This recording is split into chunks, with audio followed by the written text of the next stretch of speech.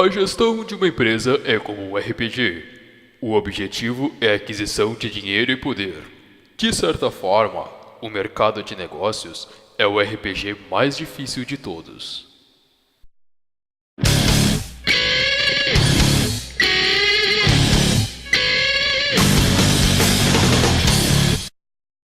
A Square saiu da decadência constante para a ascensão súbita com Final Fantasy 1, 2 e 3 para o Nintendinho japonês, o Famicom.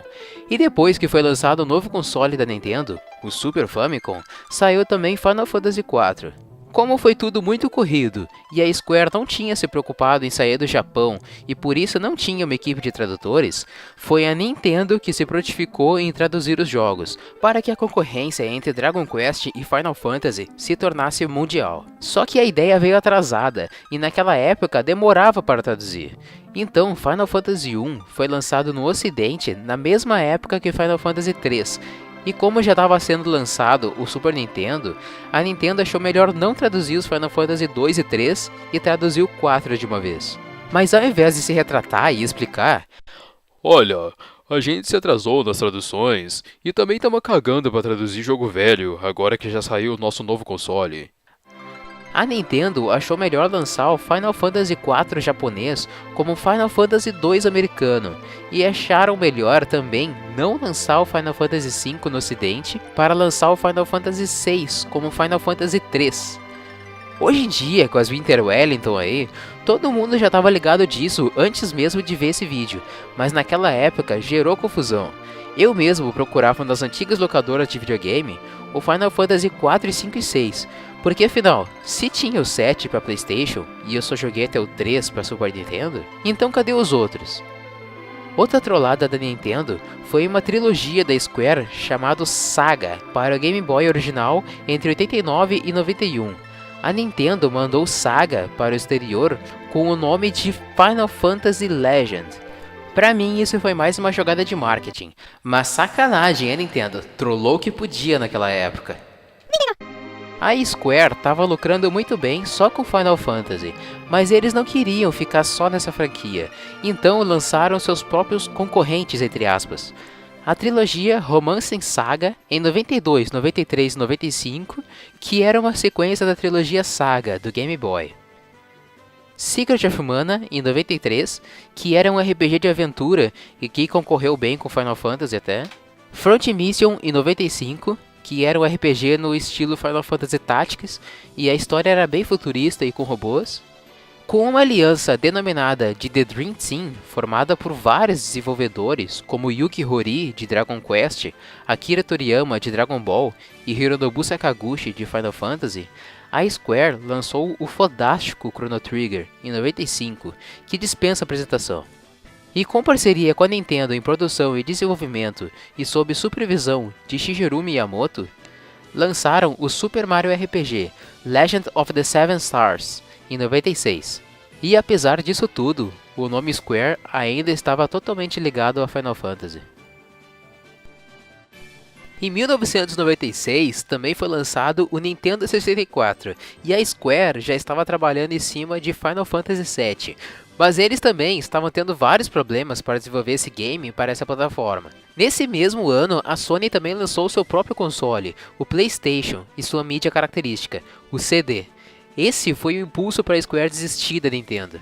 Existem dois motivos evidentes que fizeram com que a Square abandonasse a Nintendo e passasse a produzir jogos somente para a Sony. O principal era a capacidade de armazenamento. Era 64 MB dos cartuchos de N64 contra 4.7 GB dos CDs do Play. Se desde o Final Fantasy V já teve problemas, imagina para o Final Fantasy VII. O outro ponto é que a Nintendo exigia que Final Fantasy tivesse uma história mais suave e para atingir o público maior. A Nintendo sempre teve essa filosofia de game família, né? Ah, tu quer fazer um assassino com uma espada decapitadora e que o corpo do inimigo fique se remexendo no chão? Não! Tu vai fazer o Mario com um martelinho que faz os inimigos virarem moedinhas. Então, a Square preferiu continuar com suas histórias voltadas para o público velho. Durante 1996, o PlayStation estava em pé de igualdade em vendas com o Nintendo 64 e o Sega Saturn, mas em 1997 foi lançado o Final Fantasy VII, e em um ano ninguém mais era páreo para a Sony. Final Fantasy vendeu 9,8 milhões de cópias pelo mundo e foi o segundo game mais vendido do PlayStation. Final Fantasy VII dava uma nova perspectiva, totalmente diferente dos anteriores, revolucionário e com um teor viciante. Cloud e Sephiroth estão eternizados. Além do sucesso de Final Fantasy, e que a Square já estava trabalhando em cima de Final Fantasy 8 e 9, as tentativas da Square de lançar outras franquias continuavam. Poderiam até ser considerados fracassos, mas os fracassos da Square são superiores aos melhores esforços da maioria dos outros desenvolvedores. Continuaram então suas franquias como a sequência de Chrono Trigger, o Chrono Cross em 1999, a sequência de Front Mission em 97 e 99 e teve 2 spin-offs. Teve a sequência da franquia Saga, chamado Saga Frontier, em 97 e 2000. A sequência de Secret of Mana, Legend of Mana, em 1999, entre outros games muito fodas como Bushido Blade, que pra mim é o melhor game de luta que existe, Tobal, que tem o título de game de luta com o maior número de personagens, o spin-off Final Fantasy Tactics, Xenogears, Parasite Eve. Enfim, jovens, os caras suavam, era um time de elite, e o mais foda de tudo é que nenhum game lembrava outro.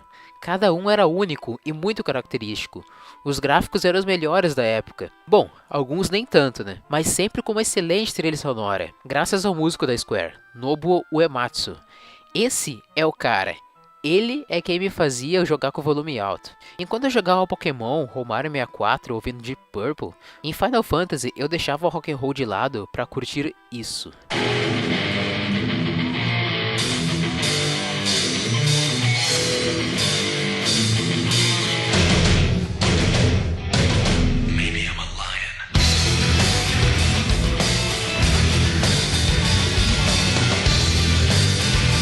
Nobuo Uematsu entrou para a Square com receio.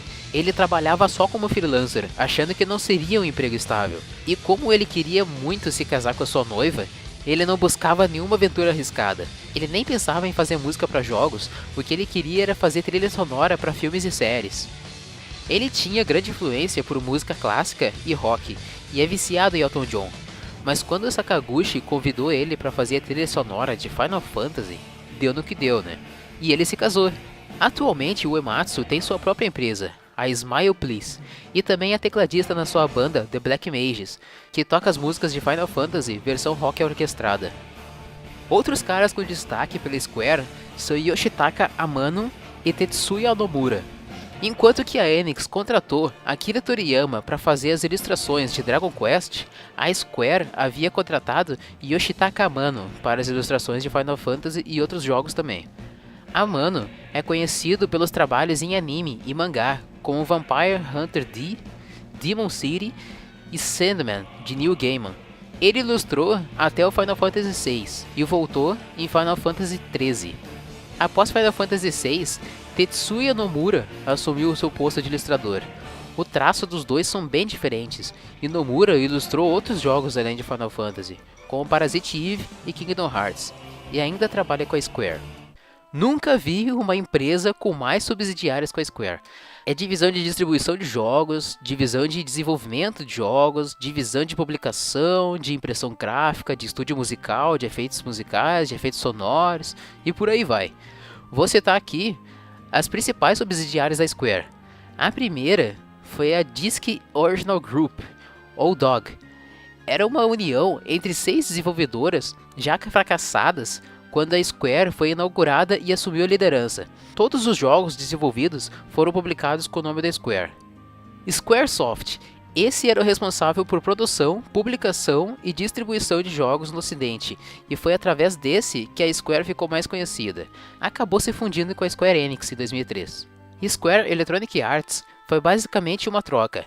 A EA fazia publicação e merchandising da Square na América, e a Square fazia publicação e merchan da EA na Ásia. Também se fundiu com a Square Enix. E uma das divisões mais importantes, Square Pictures. Fundada em Honolulu, no Havaí, Era responsável por criar animações em CG e se empenhar no desenvolvimento do filme Final Fantasy Spirits Within. Levaram 4 anos desenvolvendo esse filme. O gasto inicial era de 70 milhões de dólares e acabou com quase o dobro desse valor. Era a terceira parceria de animações com produtoras de cinema. A aposta da Square era um filme com animações humanas, e percebe-se que eles conseguiram. O filme ficou com um alto nível, um padrão nunca visto antes, super bem recebido pelas críticas. Até hoje, 13 anos depois, e Spirits Within ainda tem gráficos ótimos. Infelizmente, esse sucesso não atingiu as bilheterias. Tiveram um prejuízo de quase 95 milhões de dólares, se mostrando um fracasso para o cinema ocidental e impedindo continuações. E pior que isso, o diretor do filme, o genial Hironobu Sakaguchi, e o CEO Hisashi Suzuki, ambos renunciaram de seus postos da Square. Hoje Sakaguchi tem sua própria desenvolvedora, a Mistwalker, e Suzuki foi substituído em 1º de dezembro de 2001 por Yuichi Wada, que era COO. Por algum tempo, a Square, a Enix, a Namco e a Taito anunciavam interesse em se associar para criar games online, mas com perdas feias tanto da Square com o filme The Spirits Within, quanto da Enix com atraso de lançamento e queda das ações, houve receio dessa união. Mas como o mercado estava ficando muito disputado e as empresas estrangeiras já começavam a dominar, a Square e a Enix decidiram se fundir para baratear custos e incorporar publicações e marketing. Fundaram então a Square Enix Corporated Limited em 1º de abril de 2003, ficando Yuichi Wada, presidente da Square, como presidente da Square Enix, Keiji Honda, que era presidente da Enix, como vice-presidente da Square Enix. E falando de lucro agora, jovem, que afinal é o que importa numa empresa, senão a empresa não toca pra frente.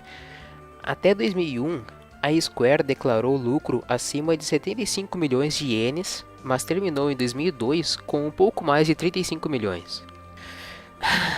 Era isso então, jovem. Espero que você tenha gostado de assistir a empresa de games Grandes Negócios, da Squaresoft. Ficou, acho que um vídeo bem completo. Faltou algumas coisinhas, mas pode ter certeza que eu vou colocar no próximo vídeo, que vai ser sobre a Square Enix.